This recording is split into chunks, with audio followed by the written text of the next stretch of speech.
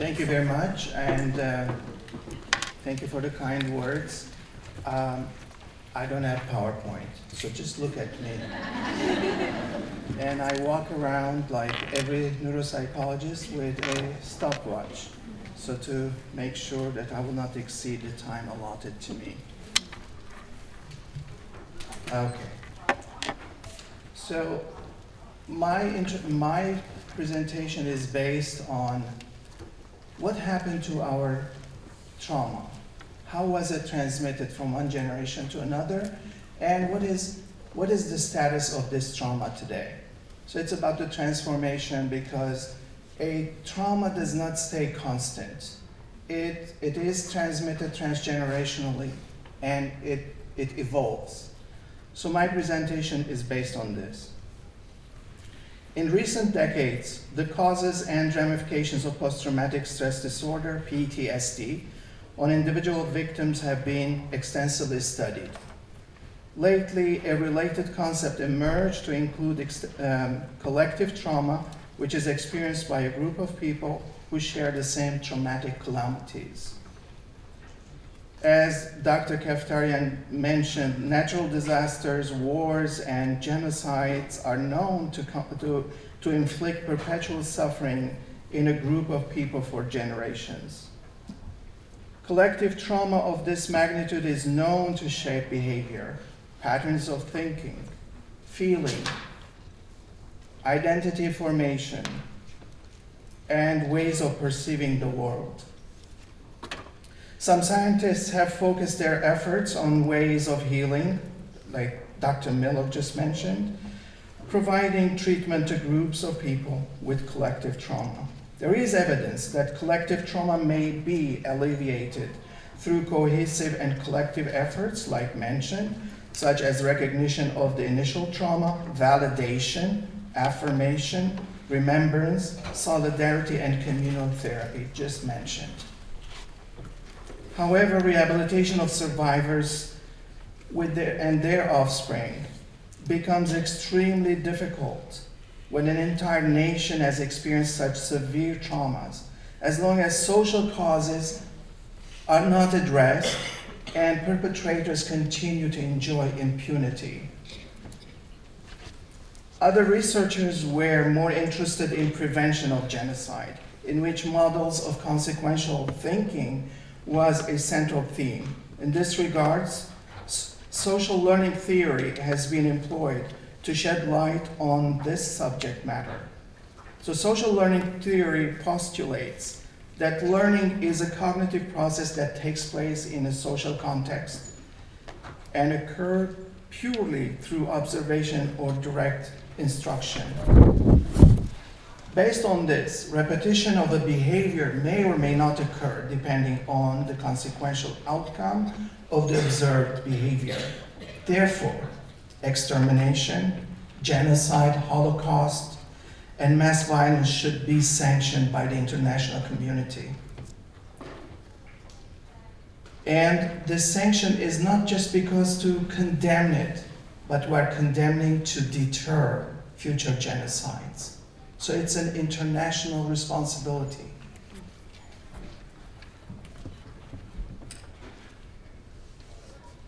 Based on the preponderance of clinical literature, it is an agreed upon fact that prevention is the best treatment for the majority of maladies that are known to humans.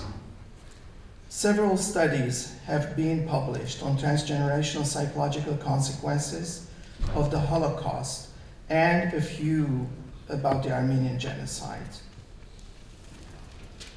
It has been shown that emotional reactions and psychological reconstruction of the inherited collective trauma evolves and transforms from one generation to another.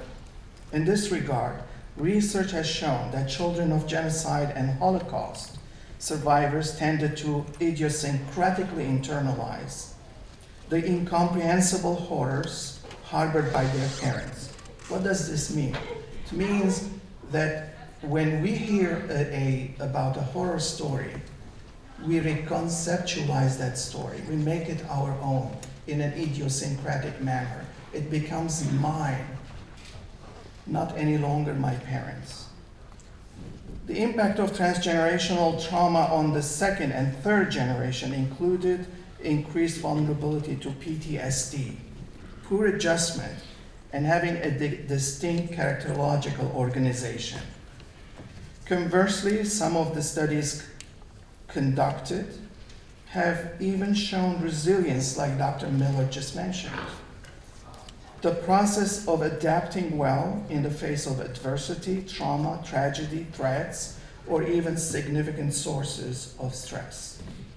So this presentation presupposes the following. A, transgenerational trauma is transmitted onto successive generations, and B, the psychological reactions of traumatic events are assumed to transform through the following 5 stages: exhaustion and apathy, acting out, catharsis, sublimation, empowerment, and resilience. Finally, the current status of adaptation in the descendants of the survivors of the Armenian genocide will be offered in my concluding remarks. The chronology of traumatic reactions. In the following, the 5 stages of psychological reactions specific to each generation of descendants of the Armenian genocide will be delineated. Stage 1, exhaustion and apathy. Imagine after several weeks of marching, the survivors of the Armenian genocide have arrived at their final destination in Deir ez-Zor, Raqqa, and Aleppo. Just imagine the pain the survivors, who were mostly elders, children, and women. Let's envision that the first group had arrived from Kharper to Aleppo, a march that is estimated to be 280 miles long. They must have walked through valleys, elevations, through rugged and treacherous terrains that may have lasted for over a week. It is reasonable to expect that the survivors have been exhausted, fatigued, starved, dehydrated, disheveled, and malodorous. Moreover, it is expected that the survivors were exhibiting broken skin, chapped lips, broken bones, and having multiple sores and open wounds. During this stage of human suffering, survivors are expected to exhibit an empty stare and exaggerated startle reaction, apathy, disorientation, emotional numbness, flat affect, indifference to their surroundings, detachment, and prolonged response latency. Even after the basic needs, such as food, water, and accommodations, were made available by the local population in Syria, Lebanon, and other Arab countries, the survivors continue to die in hundreds every day due to malnutrition, wounds, and infectious diseases. After 3 to 4 years, the survivors had ostensibly came out of their apathy and started to regain some adaptive functions, such as regrouping and counting their losses. Stage 2, acting out. There was a period where Armenians acted out, and I will explain what does that mean. Despite forced deportations, heavy losses of lives, and having dire health issues, Armenian communities and institutions in the Middle East had begun to be established and thrive. Armenian orphanages, schools, churches, relief societies, health centers, and a wealth of handcrafters were gradually emerging. In 1919, just 4 years after their arrival in Aleppo, they opened the first Armenian primary school, Haygazyan, and in 1991, Galigyan High School was established. Furthermore, the Armenian community in Aleppo started to enjoy reading the Haytzain, a daily newspaper founded in 1918.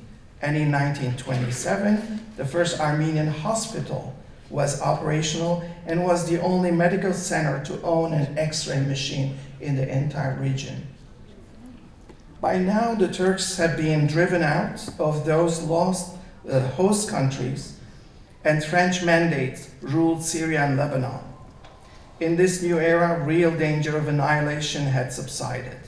However, the departure of the Turks did not prevent the memories of the death marches and atrocity in preoccupying the minds of the Armenian survivors.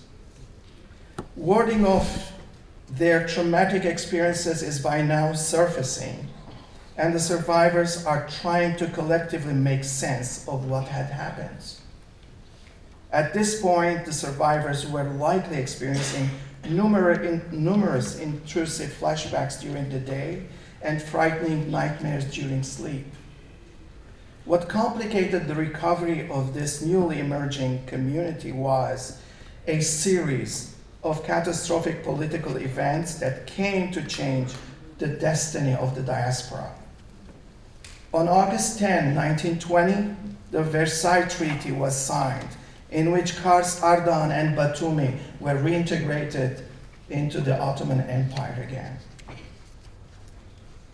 On July 24, 1923, the Treaty of Lausanne was signed by the Ottoman Empire and the Allies, who failed to negotiate any settlement for the Armenians, and thereby excluding all mention of Armenians during their negotiations with the Ottoman Empire. With this, all hope of returning home to Giligia, to the lost land, was lost. Hence, instead of validating the Armenian loss of life, property, and structure, the Allies now validated the perpetrators, leaving the Armenians behind, invalidated and in despair. Furthermore, in early 1920s, culpable Turkish leaders have been sentenced in a ceremonial and pretentious manner for their crimes against the Armenians, but were allowed to secretly escape, and were now living in Germany and Georgia.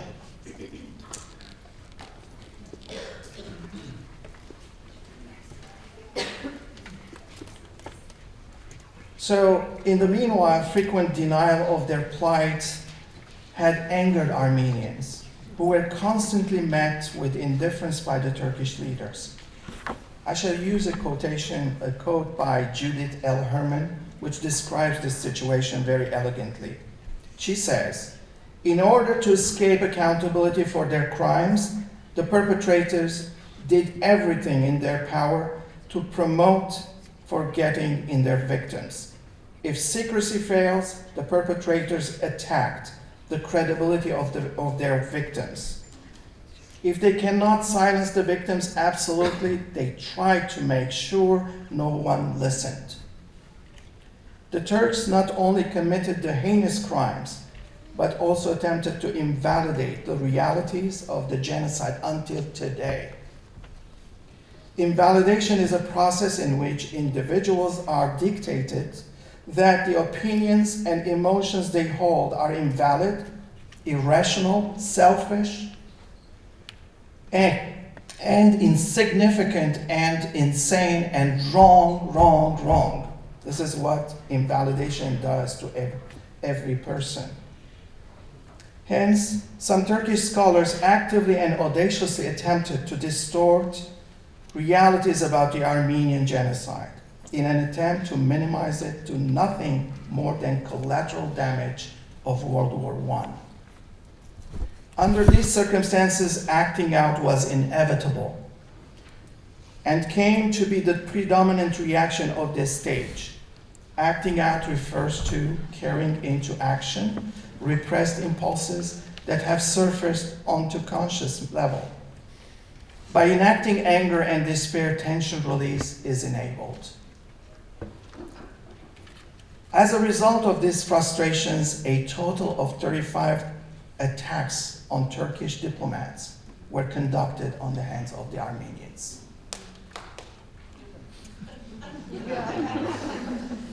Stage 3, catharsis.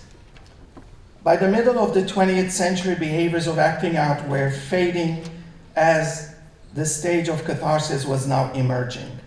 According to Dahl, catharsis is a process in which venting emotions such as frustration and aggression was thought to prevent violence by allowing the person to come to terms with the past.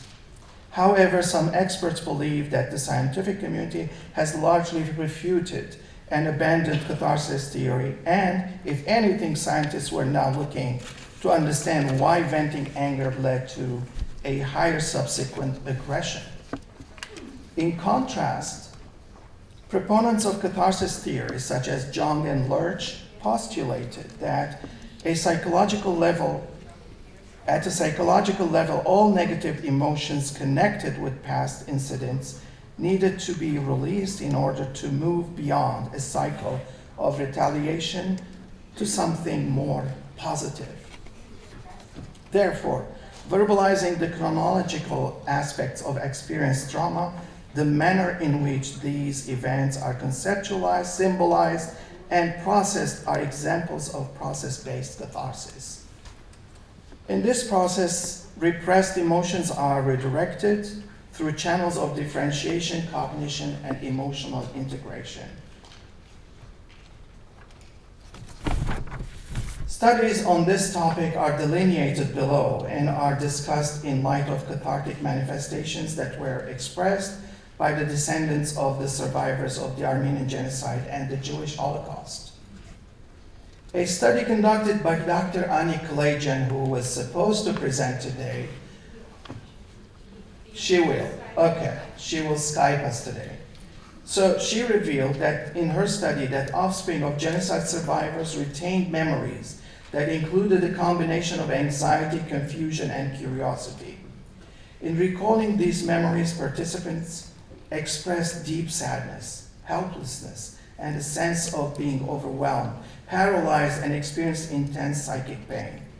The major factor in shaping their identity was the idea of violence perpetrated towards their ancestors made them cynically angry and intensely curious about their tragic past.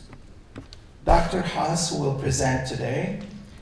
I'm using his study. This study was conducted in 1990, explored the experiential qualities of survivors of the Holocaust and their descendants, and the manner in which their worldview was conceptualized. His findings indicated that children of survivors viewed the world as a hostile place and had developed mistrust in non-Jews, while others indicated that their oppressed background sensitized them to condemn discrimination and enhance their compassion for the plight of other minorities.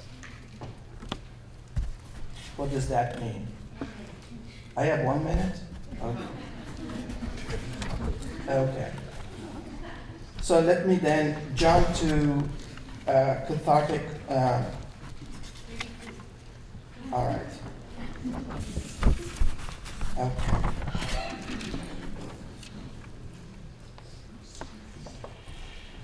Cathartic process helped the descendants of the genocide survivors in redirecting their sense of despair and anger into pro-social and political activism.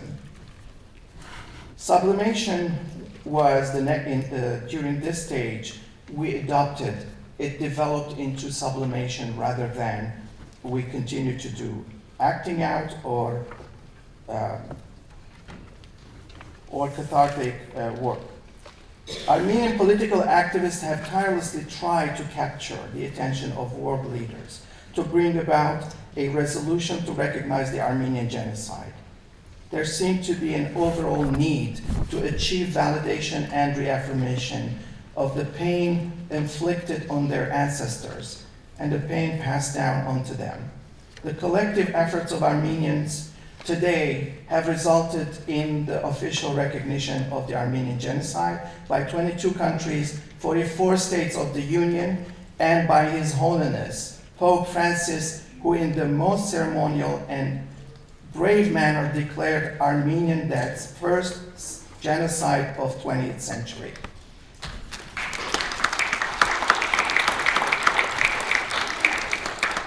One of the insightful moments of this stage was the realization that recognition of the facts surrounding the genocide was no longer significant to the Armenian question. This is because the Armenian genocide is not only a reality, it is an axiom, a self-evident truth. Armenians no longer need any external validation. They are now capable of autonomously validating their cause, past, present, and future. So, what is the current status of the collective psyche of the Armenians? Are there any current hindrances to prevent healing? Should Armenians forget and forgive? Then how can we forgive someone who never asked for forgiveness? How could we forgive someone who never acknowledged the suffering of the Armenians, the loss of our property and assets, and the deportations, and that our structures have crumbled? The Turkish government continues to deny everything in the face of historical facts.